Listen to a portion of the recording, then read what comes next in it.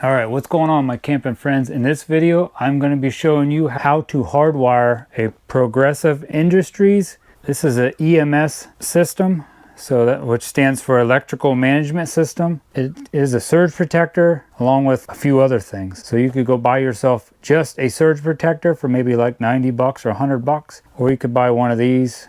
You can also get something just like this that just plugs in. You don't have to hardwire it. I just thought hardwiring it in, I don't have to worry about anybody walking off with it at night or when I'm not by my camper. And along with that, when I get to the campsite, I don't have to take the time to plug this in and sit there and wait. Before I get started, I am not a licensed electrician, but I think this job should be easy for anybody that knows a little bit about wiring. It's pretty simple. Now I'm only doing a 30 amp. They have a 50 amp with this same setup, and they have a wiring diagram right here in the manual that comes with it. It's just very easy as long as you can get to your wiring easy. Now my wiring is maybe not the easiest to get to, so I'm probably going to end up wiring this up and then just showing you exactly where I put all my wires in this box. All right, I'm going to show you everything that came in this box. First, you're going to get this nice little fancy box. It'll look like this. Mine did have 2 screws in. I took them 2 screws out, and everything else was in here.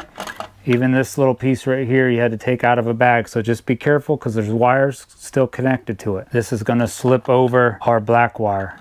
You got some screws, a little baggie of screws you're going to have to take out of this box, and just make sure you don't lose those 2 screws that you took out of your cover. I bought one that has a little remote display, so that way if I have any faults, it will show it here on my display. I don't know what's going on. Along with that, it does come with a little paper like this that will tell you all your faults. Along with, if you want to just look at the lid, it will tell you. But now where mine's mounted, it's going to be a little bit harder to get to, so I'll just keep this little paper handy. This is the little wire to hook to your remote, which is a pretty long wire, so you could mount this anywhere in your camper where your wire comes in, and you could put your remote somewhere close by. I guess that's everything that comes in the box. The tools that I use for this job are some wire strippers, or here's another set of wire strippers. I did use these to crimp on. You have to crimp your lug on, I think that's what it's called, onto the ground wire. You'll see me do that in the video. And I ended up using a utility blade just a little bit, just to strip back the insulation off of my wire. I used the number 2 Phillips head and a number 1 Phillips head. This one is to put the screws in on the cover, and you're going to need this to tighten the lugs up inside. You're going to need a flathead screwdriver, and then I ended up using a drill just to drill a hole. I'll show you the hole I drilled, and you may want a light. Just don't forget safety. Make sure nobody decides they're going to plug your camper in while you're doing this. I don't want you to get shocked. So if you don't trust that, maybe you could take your cord that you plug your camper with and stick it right next to you where you're working. And just so I don't forget to tell you, if you look at this is what's going to read the wiring coming into your camper, and it's going to tell you if you have a fault or if everything's okay. There's a little arrow right here on the side. That little arrow will face this relay right here. So this little arrow is going to face that relay. So that arrow's right there. It's going to be in here like this, along with that black wire going through that. I just want to show you that before I get this stuck in there. A little bit hard to see, so just look on that side. The other side there's no arrow, but it will go on this side over here. This is where your shore power is going to go through this side over here. So to find the wire that you would wire this up to, I recommend just you're going to go outside your camper, and you can find the spot right here that you plug your camper into, and right on the other side of this wall is where your wire is going to be. So just find this on your camper, which if you own a camper, I hope you know where this is at. Right on the other side is where the wire is going to be that I'm going to wire that EMS system in. Now my wire is right down in here. They seem to like to do this in campers and put all your wiring right next to where your water is. I don't know, that doesn't seem to make sense to me, but this is my wire right here. Right, like I said, on the other side of that wall is where I plug in when I would get to a campground. So I'm going to be cutting this wire, and I may have to wire it in, and then I'll be able to take my camera and put it in there and show you exactly where all the wires are at. There's my power wire.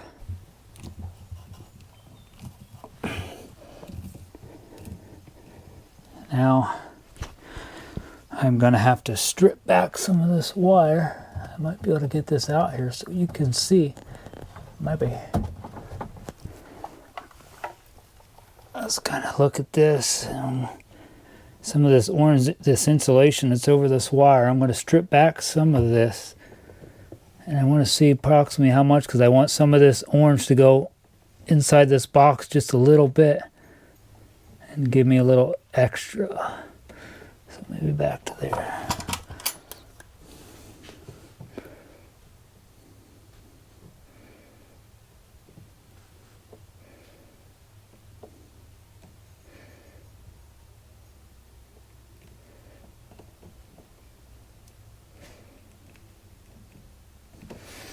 Almost forgot, in this bag you're going to have these two little pieces here with like a hole in it. That's going to be for your grounding wire.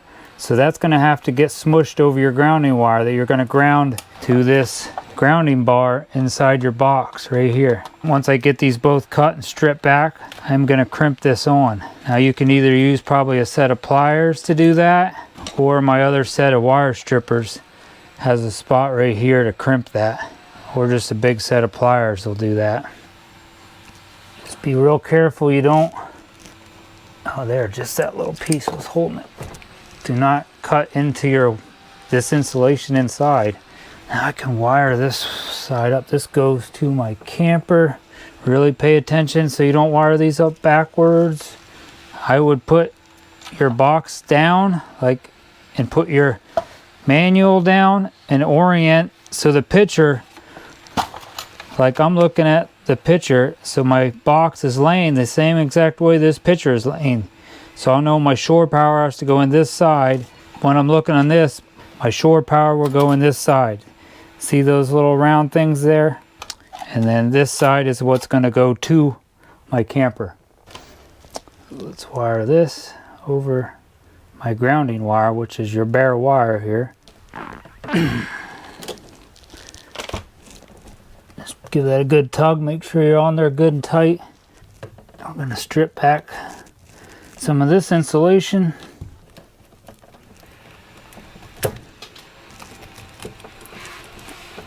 There we go. When you're putting this in here, I recommend trying to keep your black wire on this side over here. That's what side it needs to be on, and they're a little bit hard to bend and move around. This black wire has to go around this sensor. Like I said, don't forget that arrow has to face this relay. I'm going to tighten this down a little.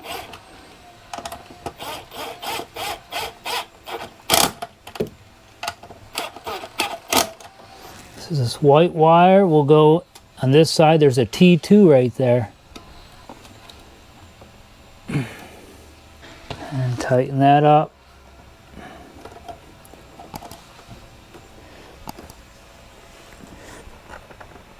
This black wire will go on T1.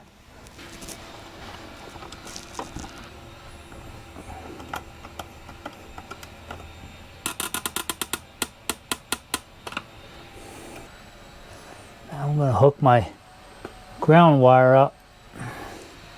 Put this little screw in. Put your ground wire over that. And your little nut. Now you're going to need a number 2 Phillips for that. Might want some pliers or a wrench.